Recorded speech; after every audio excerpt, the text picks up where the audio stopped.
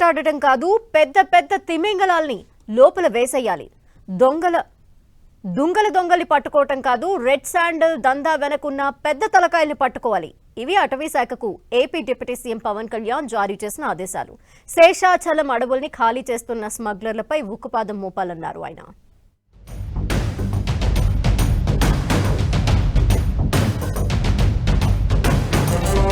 ఎర్రచందనం స్మగ్లింగ్ పై AP deputy CM Pawan Kalyan కన్నెర్ర చేశారు. రెడ్ శాండల్ స్మగ్లర్ల విషయంలో ఇన్నాళ్లు ఒక లెక్క, ఇక నుంచి మరో లెక్క అంటున్నారు పవన్ కళ్యాణ్. దొంగల బ్యాచ్ భరతం పడతామంటున్నారు. ఇన్నాళ్లు చిన్న తలకాయల అరెస్టులతో సరిపెట్టిన అధికారులు ఇక బడా స్మగ్లర్ల అంతు చూడాలని అటవీ శాఖని ఆదేశించారు డిప్యూటీ సీఎం పవన్ కళ్యాణ్.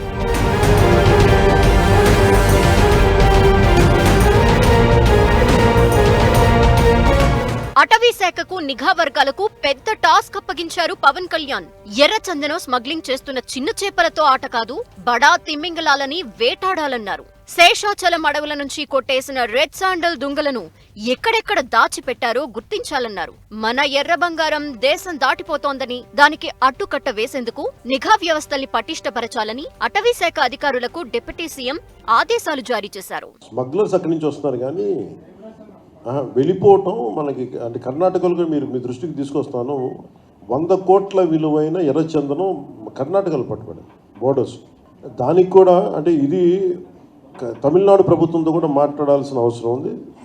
ఎర్రచందనం స్మగ్లర్స్ తమిళనాడు నుంచి వస్తూ ఉన్నారు. అది ఎందుకు ఆ పరిస్థితులు ఉన్నాయని దాన్ని నెక్స్ట్ స్టేజ్లో తీసుకెళ్తాం. దాని మీద అవగాహన. ఎర్రచందనం స్మగ్లర్లని అరికట్టేందుకు కర్ణాటక, తమిళనాడు ప్రభుత్వాలతో సహకారం చేసుకుని చర్యలు తీసుకుంటామన్నారు. కోట్ల కొద్దీ సరుకును అక్రమంగా సరిహద్దులు దాటిస్తున్న స్మగ్లర్లపై ఉక్కుపాదం మోపేందుకు పక్క రాష్ట్రాల ప్రభుత్వాలతో చర్చిస్తామన్నారు.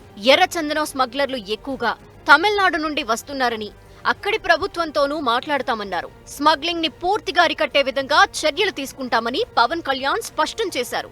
AP deputy CM Pawan Kalyan serious గా దృష్టి సారించడంతో రెడ్ శాండల్ స్మగ్లర్లపై ఉక్కుపాతం మోపేందుకు అటవీ శాఖ సిద్ధమవుతోంది.